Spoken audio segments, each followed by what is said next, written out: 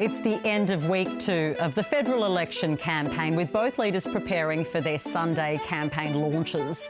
Today, the details of the Coalition's public service policy are still causing confusion. I'm Patricia Karvelas, live from the lands of the Wurundjeri people in Melbourne. Welcome to Afternoon Briefing.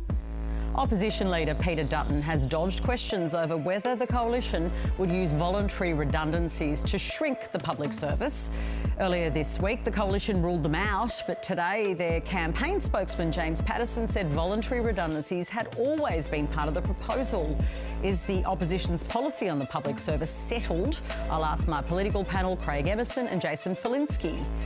Anthony Albanese has reached out to Peter Dutton after a report he was the subject of an alleged terror plot. A story in The Australian suggested Mr Dutton was the target of a 16-year-old boy who allegedly bought bomb-making ingredients in preparation for an attack. The Prime Minister says there was no place in politics for threats like it, and that he himself was the subject of another alleged threat. And police have removed 2 homophobic banners targeting Labor MP Julian Hill that were hung over a major Melbourne highway. It's not known who put up the banners, which carry rainbow graphics and messages about Hill's personal life.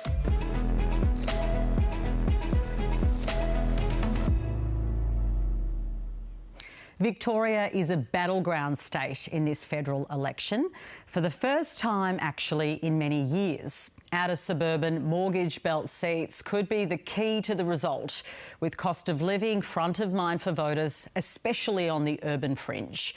Now, I'll be visiting these areas in the coming weeks as part of our Seats in Focus segment. Today I visited Beveridge in the marginal seat of McEwen. The Liberal candidate, Jason McClintock, did not agree to be interviewed for this segment, while the sitting Labor MP, Rob Mitchell, was not available. So instead, I spoke to the Mitchell Shire CEO, Mary Agostino, about the issues facing that area, and I heard from a sample of voters. So I've come to the suburb of Beveridge. It's in the seat of McEwen. Beveridge is about 40 kilometres from Melbourne, and the seat of McEwen sits on a margin of about 3.8%. It's held by Labor, but Peter Dutton's already been to this electorate several times. It's the seat he needs to win if he even gets close to forming government, even minority government. This is the sort of seat he needs to win. This is actually the birthplace of Ned Kelly, but it's been a long time, of course. Since then, it's now a housing development, but the community is very angry that infrastructure has not kept up. The reason we have these problems at the moment is because there's been no federal investment for a decade. This is a great community here in Donnybrook, and one that is suffering the challenges of a growing community. There's no train station here, there's no high school here, and there's a lot of grumpiness in this community that there hasn't been enough attention given to this suburb and this electorate to try and build it up and help the people be able to commute to work in times that means that they're not stuck on roads for hours and hours. Mary, describe to me this suburb. You're in the federal seat of McEwen. It's a ultra-marginal seat. Peter Dutton wants to win this seat. But we're in the suburb of Beveridge. Describe this suburb to me. Okay, it's a fantastic suburb. There's 11,000 people living here already, and predominantly families. 50% of households are young families. So it's an up-and-coming suburb. It's the size of Kensington already. So I don't want to mislead that it's this tiny little thing. And there's a buzz and excitement about communities moving here. They're aspirational, they want to live here, their first home, it's affordable compared to other areas of Melbourne. So there's a lot of potential in this suburb. So what's going wrong? Because there was a recent community meeting where locals were so angry about the situation they're in, traffic chaos, not being able to get anywhere. It's 20 minutes away to even get to a train station. Why are they so angry? I think people move into suburbs and they have particular expectations, and things sometimes take a little while to come. So the street behind me, I don't know if you can see it, is called Lithgow Street. So Lithgow Street in the morning is at capacity. It can take you 40 minutes to get out of Lithgow Street. 40 minutes to get out of a street? Correct, onto the Hume Freeway. Some parents have to navigate 2 primary schools. So there's 2 campuses of a primary school, one on this side of the freeway, one on that. So to get your children dropped off, if you've got 2 and they're both at the school, there's a frustration there. So Lithgow Street is a real source of frustration. Having said that, the solutions, there's been a real commitment to solutions here. So the federal government has recently funded, last May, Cameron's Lane Interchange. It will be a game changer around movement for our community. And recently, in the Blitz funding that was in the federal budget, there's 45 million for Old Sydney Road. So they're 2 key pieces of infrastructure that will unlock this suburb, but they will take a few years to deliver. So in between, Lithgow Street remains a key issue for this community because they can't move about. So they're trapped. They're trapped in their own suburb. Correct. In the morning, they are trapped in their own suburbs. To get out, it's taking you 40 minutes to get onto the freeway or cross over to get to the other primary school site creates a real source of frustration for our community, and we've heard it very loudly. You've heard it extremely loudly. I think there was a survey which showed half of the people who live here want to leave. Is that right? So 43% of the residents living here have said that the transport issues are a huge problem. So 83% said that's a problem. 43% did state that they wouldn't mind moving out because of those challenges. This seat is so key for either party if they want to become the government or retain government. Do you think that the federal election campaign has focused enough on the real core concerns of constituents that live here that feel so trapped? Well, roads was our key issue and key ask for the federal election, and Old Sydney Road was key to unlocking this suburb, and that has been delivered, actually not as a commitment, but it's actually in the budget, which we're really pleased about. We haven't had a commitment yet from the opposition or the candidate on any road matter as yet. And there is one more bit of unlocking infrastructure that we've been asking for, which is a recreational facility in Wallan to service this community and the Wallan community with a pool. We've had no commitments there. So I hope that they're both listening and understanding how you improve livability here in this suburb. There is a big focus on cost of living, of course, and housing. We keep hearing about the way to unlock housing. Are we getting it wrong as a country, the way we're building suburbs further out from our cities? Well, we've lost some opportunities in the inner city area for higher density, but although now there's new housing targets for, places like Darebin, Marybeck, Kew. So I think they're going to look at higher densities in and around transport modes. But yes, the urban sprawl is well and truly us, but there are things that also have been impacted here. We've got higher density housing here, so I think it's about 20 to 23 houses per hectare here. Other growth areas have had 15 to 18 houses per hectare. And why that matters is that the ratios for rec and open space haven't adjusted. So those livability elements haven't adjusted for Mitchell Shire. We are that growth area that there's a lot of moving parts that haven't quite been thought through. The voters here are said to be very volatile and very angry. What are you picking up? Well, we're picking up frustration with our communities, and they want to see basic services on the ground. They want their lifestyle to be supported. We've got a lot of working parents here. Local jobs is important. Infrastructure, a railway station in Beveridge would be a fantastic outcome for our community. So there's simple things. They're not extravagant requests. So it's the simplicity in making their lives better. Thanks so much for talking to us, Mary. And thank you for having me on your program. Your seat of McEwen is one of the seats that the Liberal Party is trying to win. Just give me a sense of what it's like here in Beveridge. It's a pretty isolated community. Why is it so hard? Well, I find it hard because getting to work, I start work at 8:30 and trying to get out, I actually have to leave an hour early because it can take me half an hour to go 1.5 k's to leave out of here. And then I have to sit at work for over 45 minutes just to before I start work. The traffic at that time is huge as well. There's no shopping centres here, so even the mums heading out to the shops are sitting in lengthy traffics and dropping off school kids is huge as well. Traffic is really, really bad in the morning when we actually dropping our kids to school. Yeah. Like it takes us like 15 to 20 minutes to just leave clothes from our house. I've been here for 14 years. It's just got worse with traffic. No afterthought was put in. One way in, one way out. So there's an election going on. Do you know who's running for Prime Minister? Yeah. Who? Dutton. And? He shall not be named.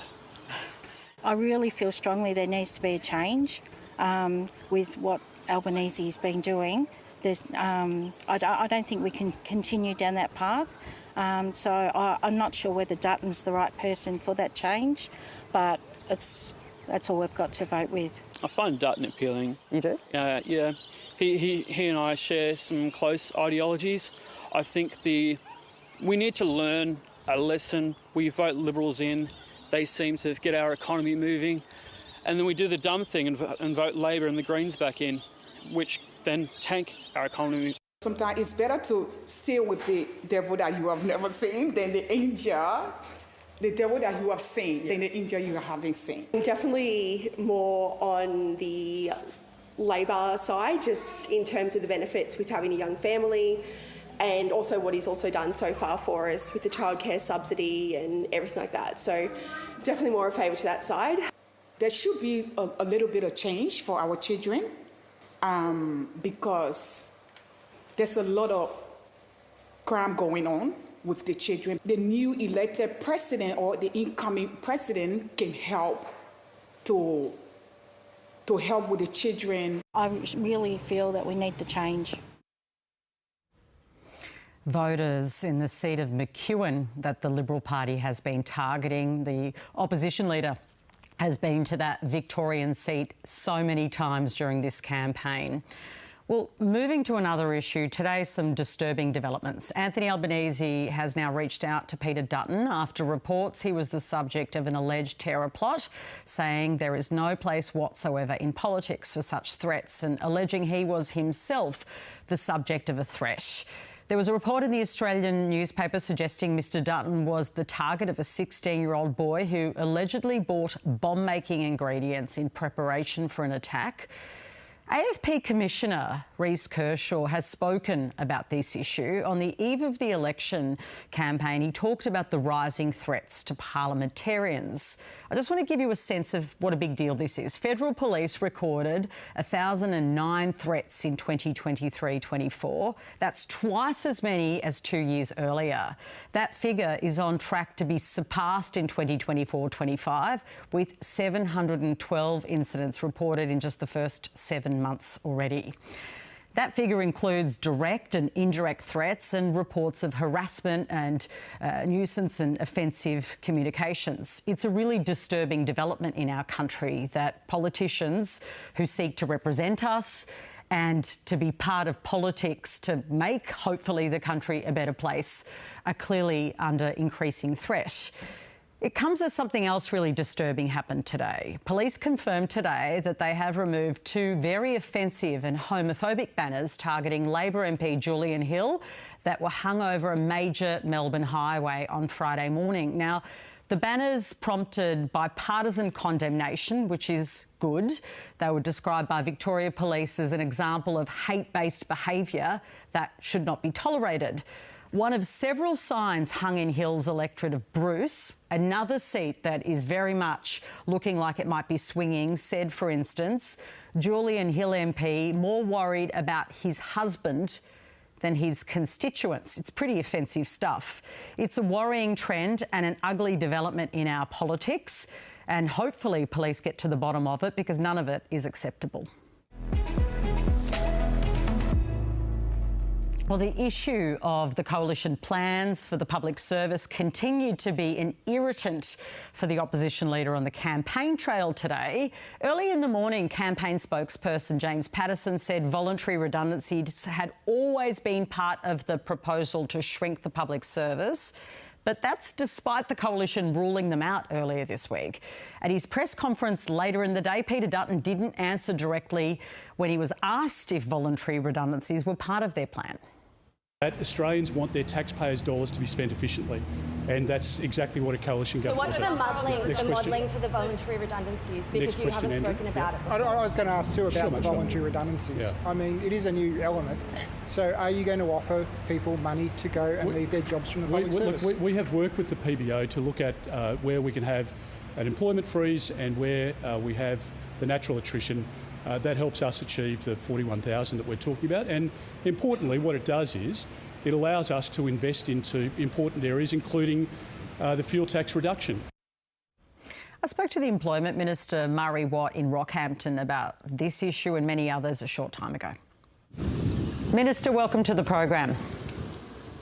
Good to be with you, PK. Peter Dutton says the Labor Party and the Prime Minister are obsessed with him. Are you obsessed with him? Is that why the Labor campaign has gone so negative?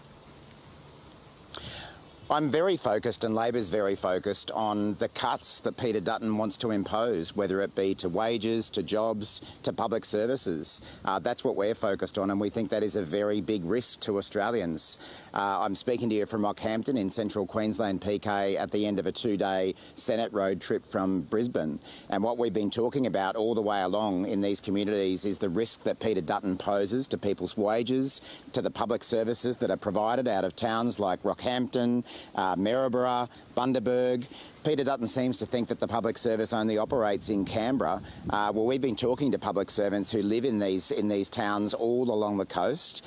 They provide important services to their local communities, and cutting them in the way Peter Dutton is threatening to do just means that regional Queenslanders will need to wait longer for their pensions and their NDIS packages. So we make no apologies whatsoever for highlighting the risk of Peter Dutton and the coalition. Well, the opposition has been more specific today. They say they'll offer voluntary redundancies, and it will be attrition as well. Is that a reasonable way to reduce the public service? It's not forced redundancies.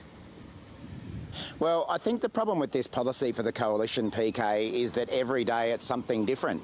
There's this lucky dip policy when it comes to the opposition about what they mean by their job cuts. It started out being 41,000 immediate cuts, and then when that proved to be unpopular, they said no, they'll move to a hiring freeze and natural attrition. Today we learn redundancies are back on the table. God knows what they'll come out with tomorrow. Well, they are and voluntary, I think Australians though. deserve. Voluntary redundancies are different to forced redundancies, right? I mean, that means that you can take them or not. That's right, but the point is that the result of those cuts, whether they be voluntary redundancies, hiring freezes or forced redundancies, is a reduction in services to people all across Queensland and all across Australia. You know, we've worked really hard to reduce that backlog in veterans' claims, for example. If cuts continue to be made by the coalition to the Department of Veterans Affairs, that backlog will be back again, just as it will be for call waiting times, for NDIS package waiting times.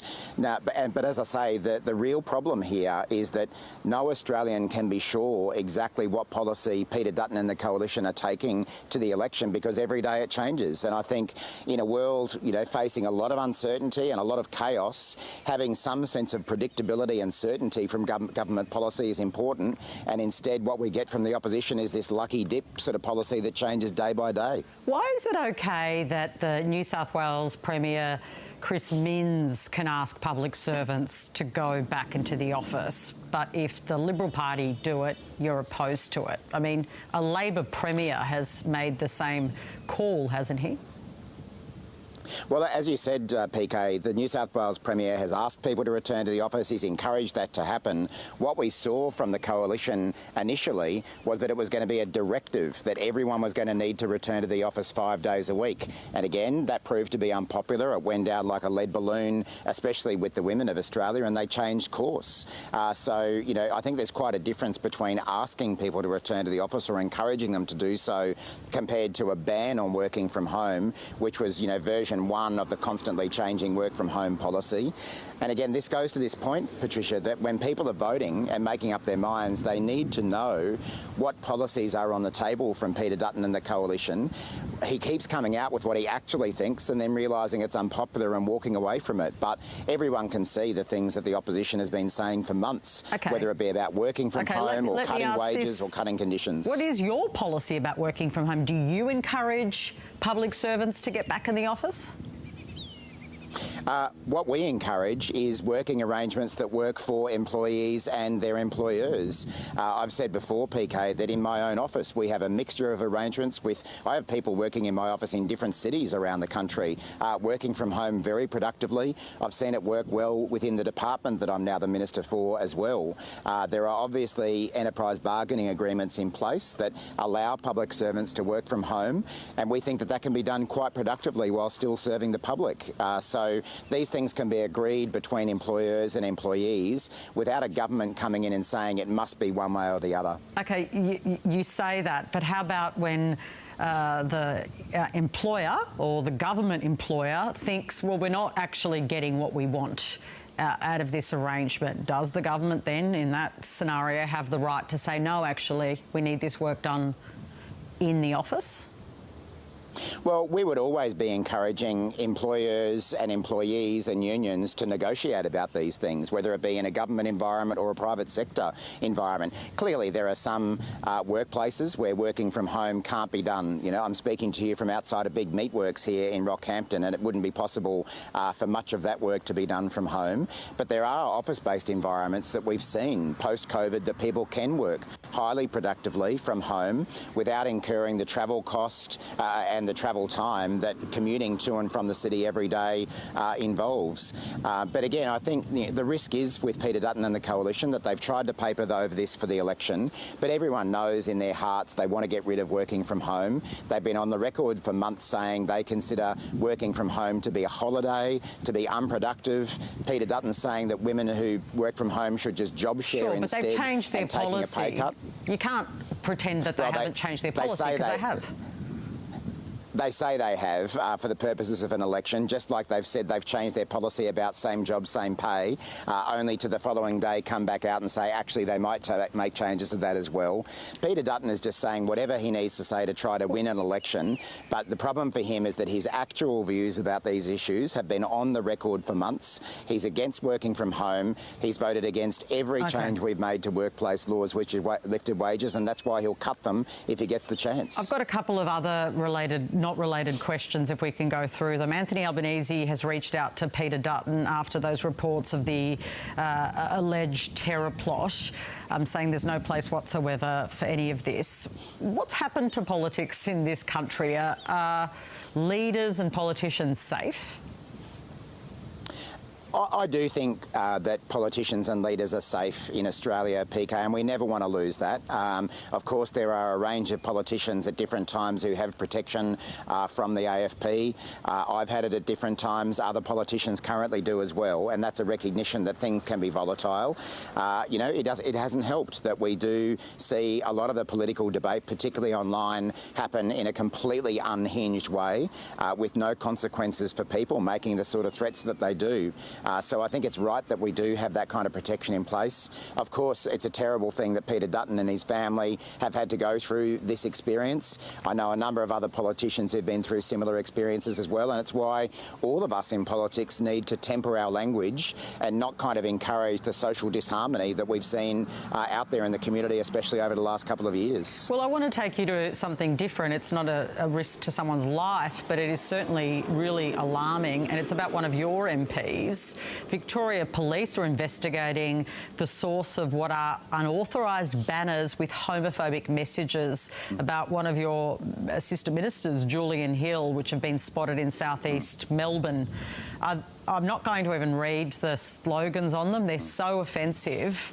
But what's going on that such homophobic slurs are being used against an MP?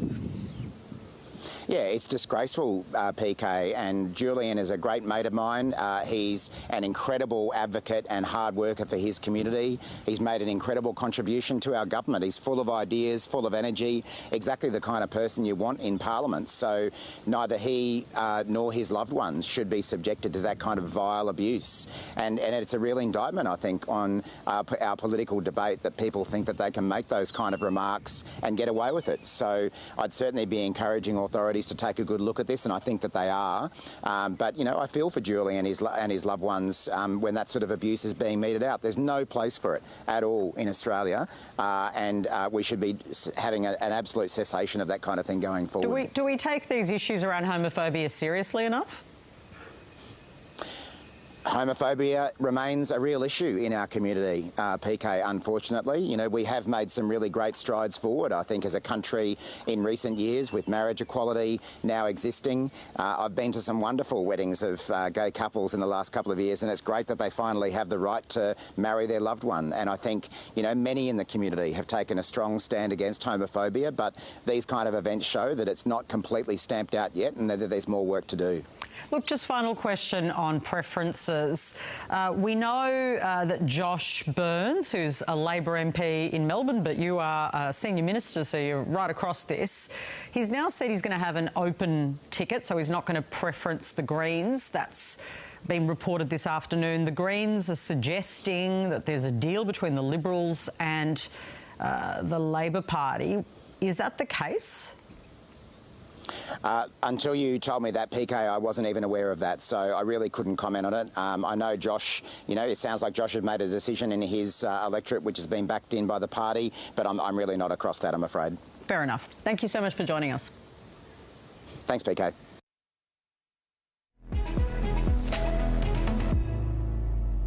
On the campaign trail, the United States continues to dominate questions to both leaders. Today, the Prime Minister was asked about the AUKUS Defence Pact, following news that Elon Musk and his Department of Government Efficiency was ordered to review the vessel procurement process in the United States and deliver a proposal to Donald Trump to improve the efficiency and the effectiveness of the processes. Anthony Albanese wouldn't admit that any arrangements had changed. I'm confident about AUKUS because I've had those first-hand discussions with the President of the United States and also with more than 100 members of Congress and the Senate during my state visit to the United States. Would you accept any changes to those near-term arrangements or to future funding arrangements now DOGE is looking at the setup? Look, we support the existing arrangements that we have with the United States.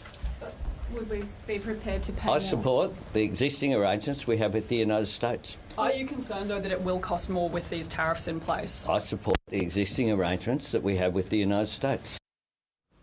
Opposition leader Peter Dutton was over in Perth today speaking at an event hosted by the West Australian newspaper. In his sit-down chat with the MC, he repeated his claims that the coalition could get results out of the US administration that were better, and also made the curious comment that former President Joe Biden did not want the AUKUS Defence Pact to go ahead before the coalition convinced him. That was a Liberal government negotiating with the Democrat administration. President Biden didn't want the deal, and ultimately we were able to land it, and the Americans hadn't shared their nuclear secrets since the 1950s, and it was a significant outcome. And we had worked on that, and I think it demonstrates that we have, my team and I, the experience to deal with whatever comes our way. I want to bring in Independent MP for Wentworth, Allegra Spender. Allegra, welcome. Thanks so much for having me. So just starting on AUKUS, because it's been such a big theme of today, do you support a review into AUKUS as some other independents have called for? Look, I think AUKUS is an important part of our defence strategy, but I'll be honest, from the beginning, I have felt that there hasn't been enough transparency with the Australian people, and I think that is one of the reasons why there are so many questions from the community about AUKUS, because once it became sort of bipartisan between the coalition and the Labor Party, there just wasn't a lot of scrutiny about it. And I think so I think it would be really valuable. The UK Parliament has just undertaken a review of this, and I think, you know, given how important it is as part of our defence strategy, I think it is appropriate to have that sort of parliamentary review, as I think it's important to have greater actually parliamentary scrutiny on defence more broadly. Today we heard from Peter Dutton that Joe Biden had resisted the AUKUS agreement. I hadn't heard that before. I wonder, have you? No, look, I haven't heard that before, but there's a lot of posturing going on about who can negotiate better with who and, who has in the past at the moment. And this seems to be a lot about elections, to be honest. And, I think that, so for me, I take all things with a little bit of that election perspective. Yes, interesting. So there's been a claim being made by Peter Dutton in the campaign that if Anthony Albanese was not to get enough seats to form a majority, that he would form a government with the Greens. I put it to Jane Hume yesterday that, in fact, Anthony Albanese, or even Peter Dutton, but Anthony Albanese is my scenario right now, could receive support from independents. Is that right? Am I right to see it that way? Look, I think that I've been really clear I would work with either of the major parties. And so, I have said I would provide confidence and supply to either of the major parties. I'm not going to be entering into any coalitions with either of the major parties, but I would provide confidence and supply in the case of a minority government scenario if it was required. But what I would do, and I will continue to do as I have done in this term, which is I will treat each piece of legislation on its merits. I will look to the evidence, talk to the experts, talk to my community, and vote on that basis. The conditions that the Greens spelt out this week for their potential support were for negative gearing reforms, also capital gains. Is that a reasonable proposition to put to a potential government? Look, I think, I'll be honest, I think that if we're going to do tax reform, and, I'm on the record saying that this is important to the community and to the future of the country. Firstly, just picking off a tax here and a tax there, that's not tax reform, that's, tax fiddling, which I think we've seen quite a lot of recently. But secondly, I don't think this is how to negotiate or create the reform that we need. And part of that is it's really important that the Australian people are on board with any fundamental changes to the tax system. So what I think should be, what I am seeking, and I think what the government and the opposition should commit to in the next term of Parliament is have a process around tax reform within the first year of Parliament, because I think that is a chance to talk to the experts, but actually engage the community about, those trade-offs that would be required if you are going to reform the tax system. So, I don't think sort of setting out demands like this is actually very constructive. I think you end up with a lot of rule in, rule out that goes out of this. And I think a much more sort of appropriate approach is to really be pushing for a tax reform process that should be an election commitment that both of them are willing to make. Well, they haven't agreed to that yet. So no. Help me with this. They haven't made that commitment. So what does tax reform then look like in the scenario of a minority government? You would still, unless you want to correct me, insist that they should have a process. Yeah. Then do reforms have to go to the next election for a mandate, or do you expect them to do it regardless, even though we haven't known any of these proposals? Sure. Look, I think the process is first, and that the government to engage in the process, and ideally the opposition to engage in the process, and then see what comes out. There have been some tax changes that the government has made in this term.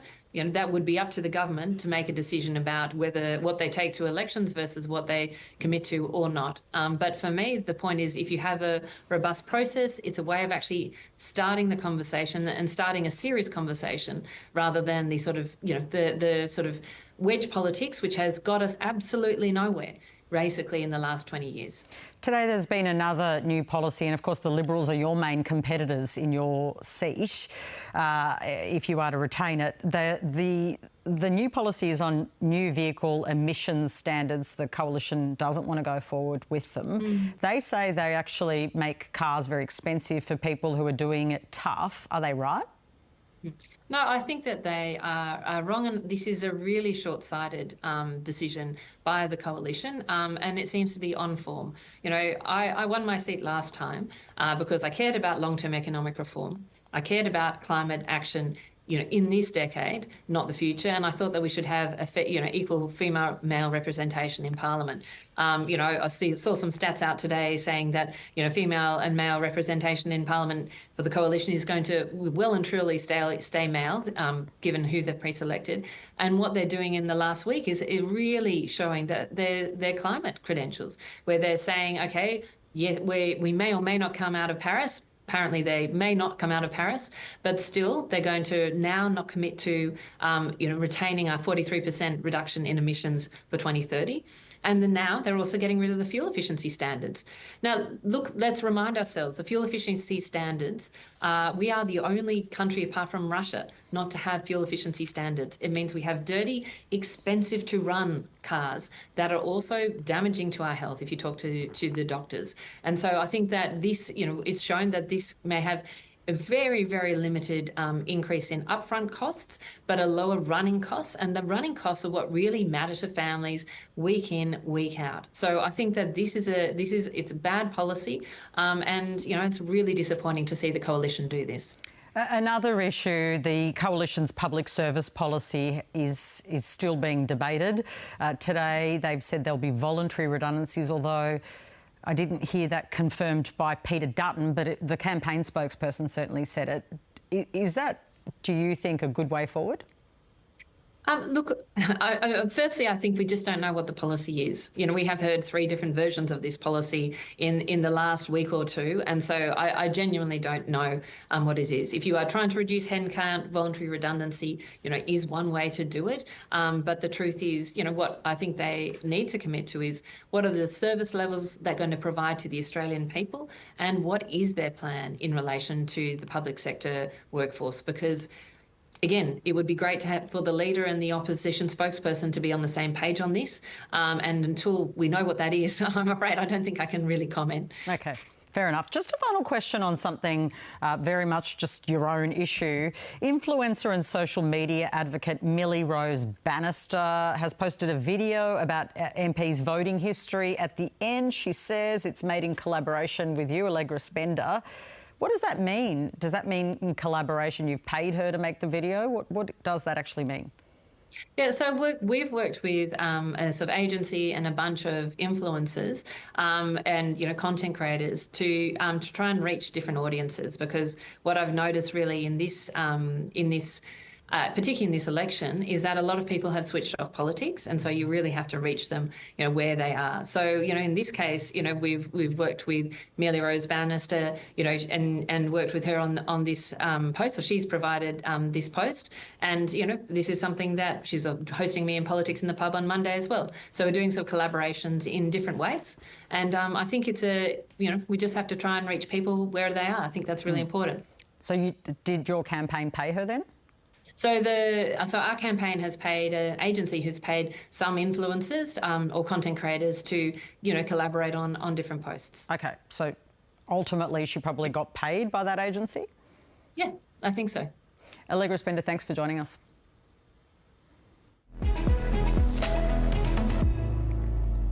Well, we're broadcasting on linear television, but for many Australians, the way they're consuming this election campaign is on their phone. Evelyn Manfield, one of our political reporters in Canberra, has been keeping a close eye on what the major parties are doing on social media this election. Evelyn, let's take a look at how the independents and minor parties are tinkering with their message online. PK, hello, it's your resident Gen Z political reporter back to bring you up to speed on how this election is playing out on social media. Last week we took a look at a clip from the Liberal Party, so we're going to look elsewhere this week, starting off with Greens leader Adam Bandt. Now, he created this video that went online and it was copying this Wes Anderson style trend that has taken off on TikTok for many months now, where people create something using that sort of filmmaking style that Wes Anderson uses. This, of course, was to promote dental into Medicare. Did you know that this election you can vote for dental into Medicare? Yep, that's right. Last time the Greens were in minority government, they got dental into Medicare for kids. And this election, guess what? It's about time we expanded for all. So that was obviously Greens leader Adam Bandt on his way to the News Breakfast studio, actually, where he had that giant toothbrush with him. And the Greens obviously think this is an issue that is resonating with voters online. A number of Greens MPs have changed their profile pictures on Instagram to promote getting dental into Medicare. Now, elsewhere in the Parliament, Monique Ryan, the independent down in Kooyong, she decided this week in one of her videos to focus on the backflip from the Liberal Party in terms of its work-from-home policy. I think we've made a mistake in relation to this policy, Sarah, and I think it's important that we say that. Well, what we saw today, folks, from Peter Dutton was a backflip that Simone Biles would have been proud of. Now, it's not only Monique Ryan who's played into this backflip from the Liberal Party in terms of working from home. We've seen Labor politicians do the same thing online as well. So they obviously feel like it's an issue that is resonating with voters online. Now, Monique Ryan is a really interesting kind of case study in terms of social media content because she always sits there in the same spot, filming those videos straight to camera. And so the idea when people, not just politicians, but sort of content creators broadly, the idea behind this is kind of creating that repetition and recognition with audiences. So when they're scrolling through kind of endless feeds of content, they know they've seen that person in their backdrop before, so it's kind of more likely to keep your attention. She's also quite an interesting case study because in terms of her Instagram following, she's one of the most followed people here in Parliament, and she's considered by some in this building as kind of someone to emulate in terms of Instagram content online. Now, elsewhere in independence, I did want to talk about Deb Leonard. She is an independent candidate running for the seat of Monash. Now, she's only got 1,200 followers on Instagram, but one of her videos this week clocked up 23,000 views. The girl Deb Leonard repping Monash in his post. From Druin to Wonthaggi, Warrigal to the coast. In Leongatha and Cows, some are struggling both. While major parties in Canberra got caviar on their toast. I'm a mother, I'm a fighter, from Rossa into Real. Housing crisis hits hard, but you know I got the will. And yeah, I know it's kind of mid to hear this white woman rap, but you know what's even worse? Putting up with Canberra's crap. A very interesting video there from Deb Leonard. So I think that sort of shows you that when you make a very offbeat kind of video, you can have a bit more impact and get more views online. Now, the other person I wanted to mention is Dan Repicoli, of course, the Labor MP. He decided to pick up on the moment that Peter Dutton did a wayward footy kick.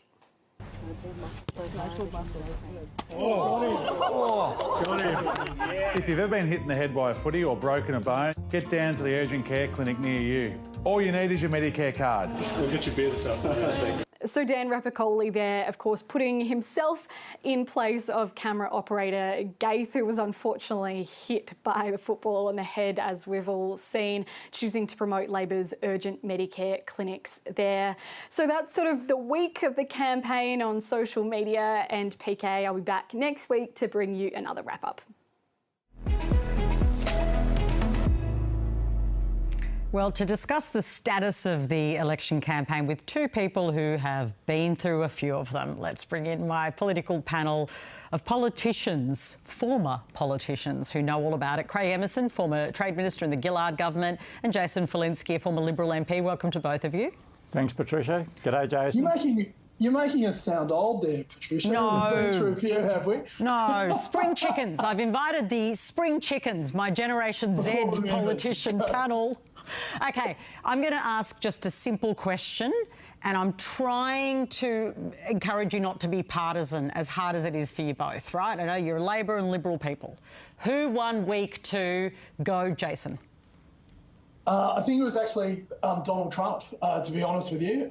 Good answer. And I don't mean to be avoiding your question. I think both leaders did pretty well this week, stayed on message, got their issues out. I think Peter Dutton's visuals were better. And look, you know, the previous report you were just doing there, which had some hilarious social media takes. I particularly like the white rapper. That was hilarious. But visuals are incredibly important and cutting through in a campaign.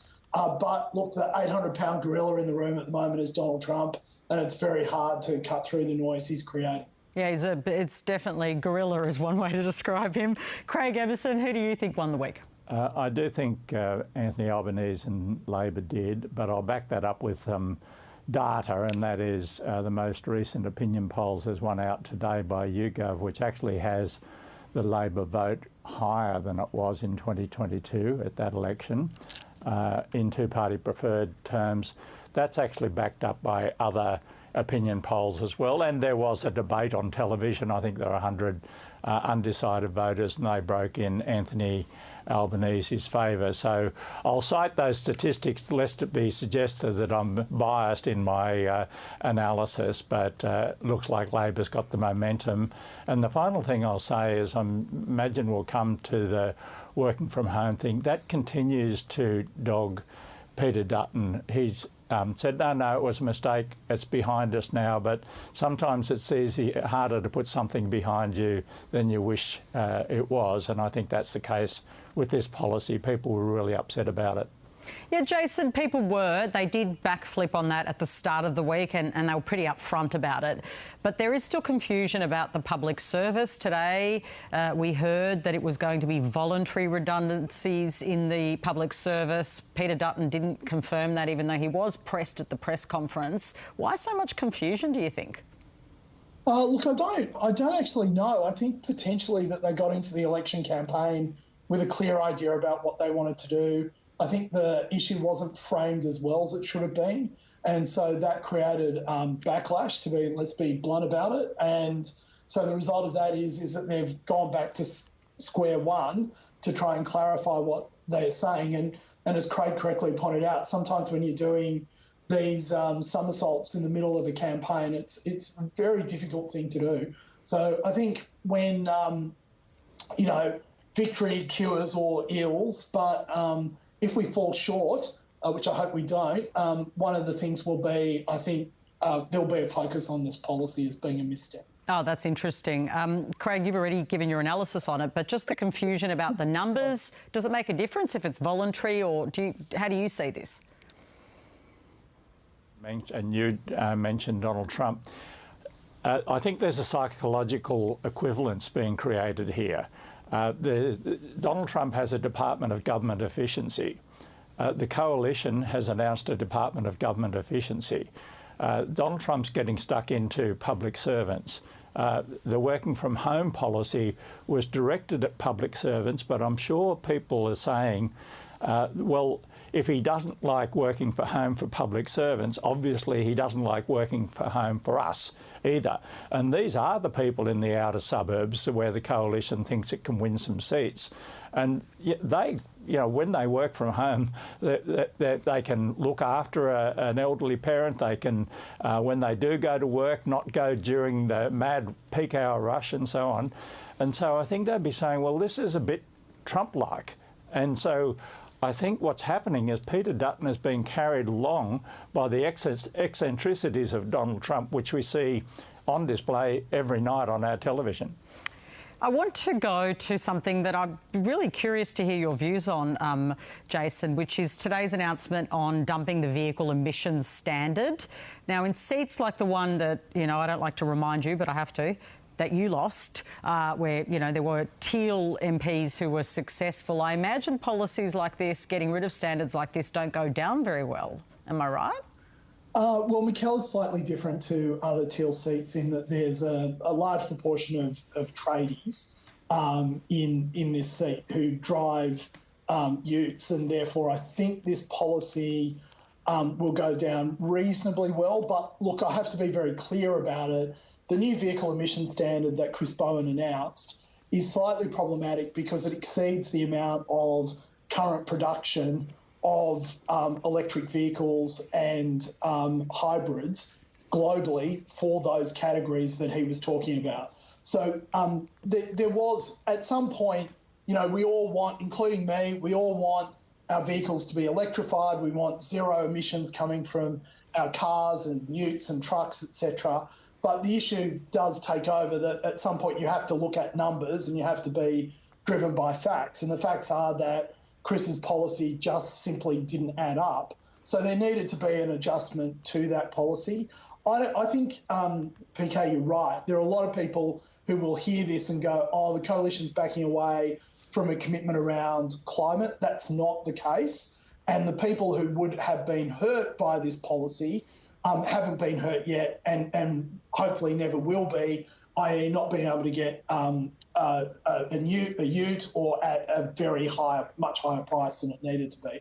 So that's part of the problem with this announcement today, or the challenge with this announcement today. I want to just talk about a couple of things before I say goodbye to you both. One of them is this alleged plot on Peter Dutton, which is really disturbing. The Prime Minister has also said there was an alleged plot on, or something, we don't know all the details, he says, for national security reasons we can't, but on him as well. Craig Emerson, to you, we've seen a real increase on these threats on politicians. It's really disturbing, isn't it? Yes, it is. It's not unprecedented, unfortunately. I remember when I was working for Bob Hawke, someone was seen when he was on the golf course, you know, rustling through the trees or the bushes outside. Nothing came of it, but I think in this day and age, the digital age, it's more likely that these things will come to light. So I'm just saying it's not new. Hopefully it's not more prevalent, and gladly, at least the authorities are really on the job, and I do commend the Australian Federal Police and all the authorities for identifying these threats and neutralising them in, you know, the best possible way, that is in full accordance with the law. Final word to you, Jason. Look, I'm just appalled by this, and I think it's a symptom of a disease that has crept into Western politics, which is that our arguments no longer are about ideas. One of the reasons I like debating Craig is it's never personal, it's always about ideas, and there should be more of that. The over-personification, like, you know, for example, we can't talk about the housing crisis or the rental crisis without mentioning ex-politician owns a certain number of houses. It's absurd and it's ridiculous, and it has to stop. Thank you to both of you. I couldn't agree more. We need civil, vigorous debate. No one should feel unsafe in our country. Thank you so much. Thanks, PK. Thanks. Let's hear from our Friday briefing panel. From the journalist's perspective, John Keogh from the Australian Financial Review and National Political Editor for News Corp's tabloids, Claire Armstrong. Welcome to both of you. Good to be here. Claire, you've been hanging out on the Peter Dutton campaign. Give me a sense at the end of week 2, how's it going? Yeah, I just hopped off last night after 2 weeks on the road, and I've got to say the contrast between week 1 and week 2 was pretty stark. Week 1, I'm saying, was quite like a journo's week. We were getting a lot of questions to the leader, a lot of interjections were being taken, and I think that's how you saw that maybe like lack of discipline from Peter Dutton led him into having conversations about issues that weren't quite on message for the Liberals. That dramatically changed in this last week. You could ask a question about work from home and the answer would be that groceries were going up by 30%. So definitely there's been a tightening of the message and the discipline to the extent where essentially now, if it's not something that Peter Dutton wants to be talking about, he'll go pretty close to completely ignoring the person asking the question. Always fun for journalists. When you ask a question, you can't get an answer. John, I think there was a tightening up, but still it doesn't mean all the messages have been consistent. The public service one today is a bit confusing. Are there voluntary redundancies? It's a little bit unclear on the public service. I think they probably could have got the message clearer on the initial announcement of this policy a couple of weeks ago, because there was a little bit of nuance in it to start with, but the headlines that the coalition were talking about was in the newspapers that everyone was going back to the office 5 days a week in the public service. Now, the fine print was actually there'll be flexibility, there'll be nuance, and then they've had to walk it back entirely from there and say, actually, we're not going to change anything. But I don't know, on the coalition side, you risk, while, you know, winning back some of those people who are upset about it, particularly the people who are working from home. The door knockers are actually finding the people who like work from home are the ones who are answering their doors on the campaign door knocking. But at the same time, you might actually upset some rump sort of coalition voters who actually like the policy in the first place too. So you might end up pleasing no one. Yeah, and that is absolutely right, I think. So we've had a wild week on the market. Claire, Donald Trump really took over this week's agenda again, right?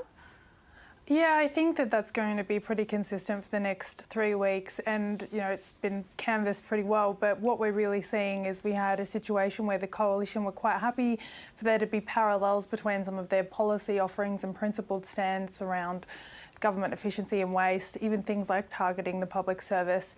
And now, and talking about Trump in terms of who's going to be the person that can be the friendliest with him, get the most phone calls, to then suddenly a 180 to who's going to stand up to him and fight against him in Australia's interest. So the then flow-on effect of the tariff announcements and what that has done to global economies has essentially been, now it's about who's going to be the best to lead Australia through this uncertain economic time as a result of those Trump policy decisions. So he has framed in different ways the entire kind of domestic Australian debate quite significantly over the last couple of months. And John, at the start of the week, it seemed like we were going to get a supersised interest rate cut in May, but then the RBA governor gave a speech last night saying it's too early to predict the path. Now, RBA governors are always very cautious, but how do you see this going?